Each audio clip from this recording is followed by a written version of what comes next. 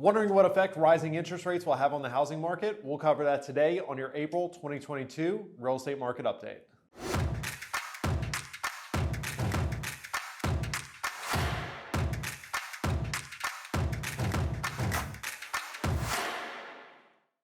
What is going on, party people? My name is Chris Elliott with the Elliott Real Estate Team. Super excited to deliver to you your April 22 Real Estate Market Update. If you would, before we get started, please like, subscribe, hit the bell, smash the like button, whatever you got to do. I certainly appreciate it for the algorithm, of course. So jumping right into it. So if you have not been living under a rock, you have noticed, you have heard, you have seen where mortgage rates have risen sharply since the beginning of the year, as you will see in the graphic above my shoulder. It is one of the largest rate increases that we have seen in the last few decades. Lean Keffer, the chief economist of Freddie Mac, predicts that mortgage rates are likely to continue to rise, but at a more modest pace than what we've currently seen this year. So the question on everybody's mind, the million-dollar question is, will the rise in mortgage interest rates cause the housing market to slow down, stop, and or go backwards? Or are we going to keep trucking like we have been for the last couple of years?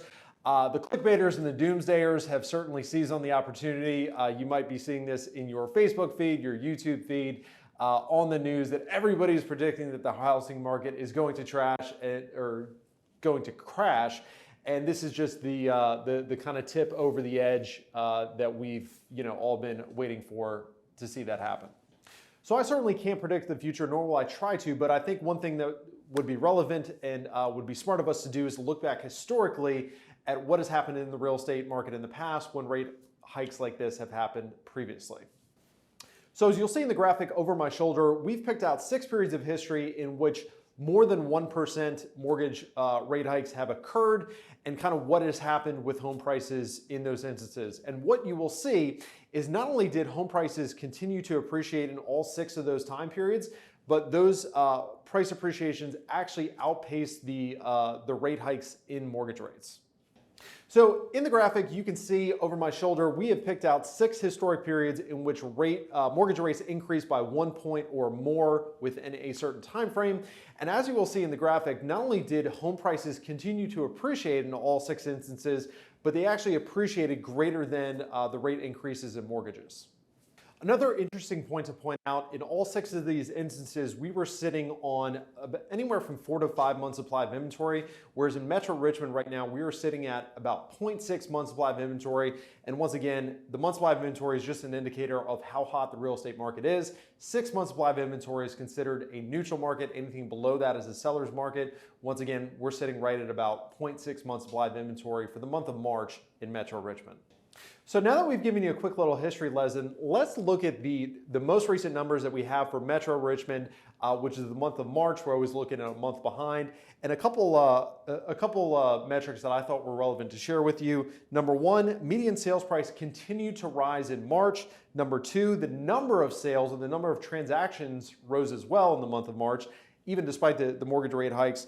The median percentage of list price that a home sold for continued to rise. And last but not least, the average days on market stayed consistent at 6 days on the market. Yes, I said that. You heard that correctly. The average home is selling in 6 days in Metro Richmond. So my personal prediction, if you're asking, not only are we not going to see the real estate market slow down or crash, if anything, the market is continuing to pick up, and I think it's going to be a very, very intense spring market. And let's just jump into that. I'm going to give you my predictions for this spring 2020, what we're going to see in the housing market. So as you can see in this graphic, new listings are on the rise, the amount of homes that are coming onto the market for sale. That being said, unfortunately, or fortunately, depending on what side of the table you're sitting on, the month supply of inventory is not really increasing. We increased slightly. We went from 0.5 months supply of inventory to 0.6 month supply of inventory, which essentially means that even though we're seeing more homes hit the market, those homes are being gobbled up and absorbed faster by buyers that are glad to see them on the market and quickly scooping those properties up. And as we said before, this spring market could go down as one of the most competitive, one of the most intense spring markets that we've ever seen in Metro Richmond. So what does this all mean for you? Here are my tips to sellers out there. If you have to buy first. So if you're somebody that is looking to move up, move down, if you're looking to purchase a home as well as sell your home, if you can afford to do so, we would encourage you to buy your home first. Just because inventory is very limited, it could be a little bit tough to purchase your next home, so you don't want to unnecessarily displace yourself. We do have programs in which we can sell your property, allow you to stay in the property for a certain amount of time, and then buy your home. But if at all possible, we'd recommend buying your home first before you sell your current home. Number two, realize that selling as is an option. So historically, if you were selling a property that needed repairs, needed cosmetic improvements, or if you just wanted to sell your property as is, that wasn't necessarily a good strategy, or was a strategy which if you went ahead and did that, you were going to take a significant pay cut in what you were able to sell your home for.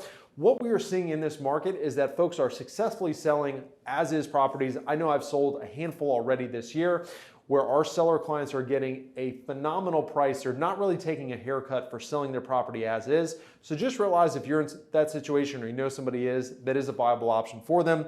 Last but not least, we'd highly recommend, if you're not going to work with us, work with an agent that's going to encourage you to do a delayed review of offers. All this means is that you're going to list your home on a certain day, and that after a certain amount of time, you're going to decide that you're going to review offers at that time. So for example, what we do is we list properties on Thursdays and we say we're going to review offers on Mondays. What this allows is it makes sure that you're not just taking the first offer that comes onto your plate, which may or may not be the highest offer that you could possibly achieve.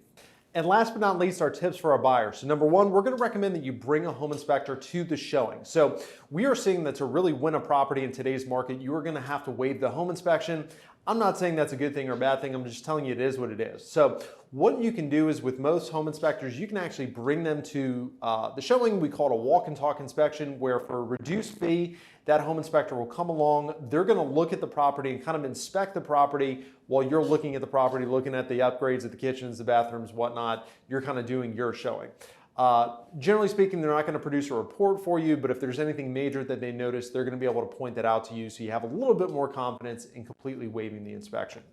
Number two, if you don't have cash, you're not in the game. So when I say this, I don't mean that you have to have the full amount of the property you're going to purchase in cash, but we're really telling our clients, if you don't have $50,000 cash to be able to invest into the transaction, with between down payment, appraisal guarantees, inspection waivers, you're really not going to be in an opportunity, unfortunately, to purchase a home in this market unless you're buying a new construction home. So just realize that if you're not there yet, maybe you want to continue to save, or maybe you want to reach out to family members that might be able to assist you with that. Despite what I've said about it being such an intense market, it is still better to buy now than it is to buy later. What we know is that prices are going to continue to appreciate, and interest rates are also going to continue to appreciate. So if you're somebody that says, hey, I'm going to wait for the market to crash, I think you're going to be holding your breath for a good amount of time. But even if the market does slow down at some point, or prices do depreciate a little bit at some point in the future, which they're not scheduled to, just realize that the home prices are going to continue to be, the home that you're going to buy is going to continue to be more expensive down the road. And also the interest rate that you get on your mortgage is also going to be more expensive down the road. So it is prudent to go ahead and buy now.